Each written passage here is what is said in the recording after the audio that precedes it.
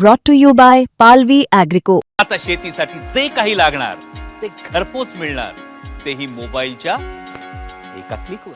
माझं दानवेचं जमतं, माझं लोणीकरचं जमतं, माझं राजेश टोपेचं जमतं, माझं नारायण कुचेच जमतं. बरोबर, ते माझ्या पार्टीचं नाही. याचं रावसाहेबशी जमत का नाही, याची माझ्यासोबत का जमत नाही, या राजेश टोपेची का जमत नाही, काळ्या कोण करतो. त्यामुळे मी युतीचा प्रस्ताव अगोदरच यांच्याकडे दिलेला आहे. त्यांना त्यांच्या वरिष्ठाचं मान्य करायचं नसेल तर मग ते मोठे माणसं आहेत. कानावर बोलणे किंवा मी त्याला बोललो, मी मुख्यमंत्र्याला बोललो, म्हणजे डिप्टी मुख्यमंत्र्याला बोललो, असं होत नाही युती. देवेंद्र फडणवीसजीने सांगितलं युती करा, मग त्यांचा आदेश जर मान्य नसेल मग देवेंद्रजी बावनकुळे साहेब बघतील त्यांना काय बघायचं ते. आपले 7वी 5वीचे मुलं तसा प्रकार करू नका म्हणा यार, त्यांना मला थोडा. आणि तो आता 63-64 वर्षात झाला. नाही, भाजपला स्वबळ लढायचे असेल तर त्यांना घोडा मैदान समोर आहे. पण असंच बोला मग त्या घोड्याला सुप्रीम कोर्ट पर्यंत करणार ना, टांगा धुल्यामध्ये पलटलाय त्याचा. मी पक्षाच्या धोरणाच्या पलीकडे जाणारा कार्यकर्ता नाही. मला माननीय एकनाथ शिंदे साहेबांनी सांगितलं की आपल्याला युती करायची, मला माननीय बावनकुळे साहेबांनी युती करायची सांगितलं. त्यामुळं मी युतीचा प्रस्ताव अगोदरच यांच्याकडे दिलेला आहे. त्यांना त्यांच्या वरिष्ठाचं मान्य करायचं नसेल तर मग ते मोठे माणसं आहेत, ते ठरवू शकतात काय करायचं ते. पण त्यांना त्यांच्या वरिष्ठांचा आदेश डावलायचा असेल तर डावलू शकतात. मला असं वाटतं की हा गर्व आहे, अभिमान आहे की आम्ही आमच्या, मग छोटी जनता ही दाखवून देईल.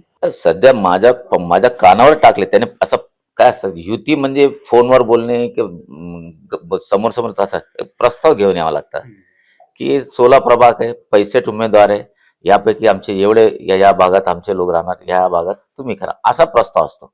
फक्त कानावर बोलणे किंवा मी त्याला बोललो, मी मुख्यमंत्र्याला बोललो, म्हणजे डिप्टी मुख्यमंत्र्याला बोललो, असं होत नाही युती असं टेबलवर बसून नेगोशिएट करावं लागतात की आमचे एवढं तुमचे तेवढं. रिझर्वेशनवर कोण लढणार आहे, नॉन रिझर्वेशन कोण लढणार आहे, महिलामध्ये कोण लढणार आहे, इथं कोण लढणार, रनिंग नगरसेवक कोण आहे, कोणाला द्यायचे, पार्टीचे कोण आहे, दुसरे कोण, हे असं करावं लागतात. फक्त मी पत्रकारांना बोललो मी युती करायला तयार आहे आणि समोरवाले, असं नसतं कधी. प्रपोजल आपण लग्नाला जातो ना, आपण काय करतो ते आपण काय बघतो, त्या पत्रिका बघतो, तसं असतं हे. आम्हाला कोणी सांगितलं, माननीय बावनकुळे साहेबांनी, मला कोणी सांगितलं शिंदे साहेबांनी युती करा. मग आता देवेंद्र फडणवीसजीने सांगितलं युती करा, मग त्यांचा आदेश जर मान्य नसेल मग देवेंद्रजी बावनकुळे साहेब बघतील त्यांना काय बघायचं ते. आम्ही तर तयार आहे, तुम्ही बघताय, आम्ही स्फटिकासारखं काम केलं, त्यांना पत्र देऊन टाकलं युतीला या, चर्चेला या, ते ठरवतील त्यांना आदेश पाळायचा का नाही पाळायचा. शिवसेना आजही युती करण्याची तयारीत आहे, म्हणजे 100% मतामध्ये फूट होऊ नये म्हणून माझी तयारी आहे. 100% युती करायची. पुढचा कॉल त्यांनी घ्यायचा. फक्त काही लोकांना बोलून मी बोलतो असं म्हणजे एक चाइल्डिश पण असं ते. मी काय म्हणतो, हा लहान मुलं कसं करतात, आपले 7वी 5वीचे मुलं, तसा प्रकार करू नका म्हणा यार, त्यांना मला थोडा. आणि तो आता 63-64 वर्षात झाला, माझ्यापेक्षा मोठा आहे, पण असं लहानसारखा करू नका म्हणा. एक दुसरा, महापौर सर युतीमध्ये मला जास्त बोलायचे नसतात, पण असंच बोला मग त्या घोड्याला सुप्रीम कोर्ट पर्यंत करणार ना, इथं लक्षात ठेवा. त्याचा घोडा फिरतो जामीनसाठी आणि तो टांगा धुल्यामध्ये पलटलाय त्याचा, सर्वांना माहिती आहे. नाही, भाजपला स्वबळ लढायचे असेल तर त्यांना घोडा मैदान समोर आहे. आम्ही पण गोट्या खेळत नाहीत, आम्ही पण निश्चितपणे तयारीमध्ये आहोत.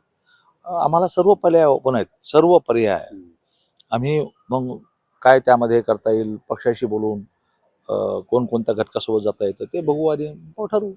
आता तुम्हीच म्हणता एकीकडे मी युती करणार आणि आमचाच महापौर बसाय, म्हणजे हे तर म्हणजे आता तुम्हाला म्हणतो की दादागिरी सारखीच गोष्ट आहे. हा, असं नसतो ना बाई. ज्याचे जो जास्त नगरसेवक येईल त्याचा महापौर राहील, असं आमचं सिस्टम आहे. त्यांचे जर आले तर आम्ही यस करणार ना, जर आमचे आले तर त्यांनी यस केला पाहिजे. की मी प्रयत्न करून काय फायदा आहे, मी एक बाजूने प्रयत्न करून काय फायदा आहे. एकतर्फे प्रेम थोडीच असतं. प्रेम हे दोघा कोण असलं तर प्रेम होतं. माझ्या मनात काही कटुता नाही. आम्ही फक्त नगरपालिकाचे गेले, यांच्या सरकारने जिल्हा परिषद, पंचायत समिती, नगरपालिका एकच दिवस आम्ही तसं केलं ना. आम्ही फक्त महानगरपालिकेचे घेतले. आता हे इंटरव्ह्यूवर आम्ही लोकांना विचारणार आहे की बाबा जर युती झाली तर आपला काय रोल राहणार, ते पण त्यांची भावना पण बघावं लागेल ना, कारण मी तर नवीन आहे. आता माझ्यापेक्षा फार सिनियर लोक आहे. असं कधीच झालं नाही पाहिजे की कैलास गोरंट्याला आला आणि असं नको बाबा. एकतर आपण सर्व कार्यकर्त्यांना, भाजपचे हार्डकोर जे लोक आहे त्यांना मी विचारणार, संघचे जे लोक आहे आमचे त्यांनाही विचारणार. नाही का आमचं काय बांधायला बांधथोडीच आहे, आमचं काय भांडण थोडीच आहे वैयक्तिक, का आमचं काहीतरी वेगळं भांडण आहे. काय जगामध्ये काही होऊ शकतं. गोरंट्याल काय माझ्याला दुश्मन थोडीच आहे, माझा वैद्य थोडीच आहे तो. राजकीय ठीक आहे, राजकीय वैरायती आहे, पण असं वैयक्तिक पातळीवर मी तसा माणूस नाही.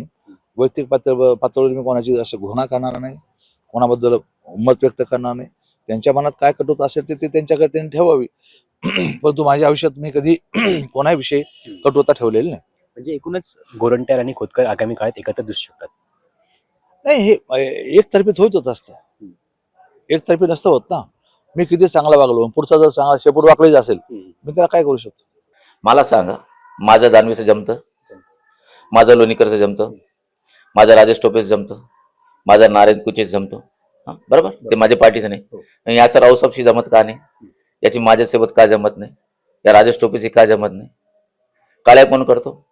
याला काय वाटतं की सर्व नेते पक्ष मी श्रेष्ठ आणि मी जे बोलले ते जिल्ह्यात काय, असा तो समज म्हणतात श्रेष्ठ नाहीये, तो निकृष्ट आहे.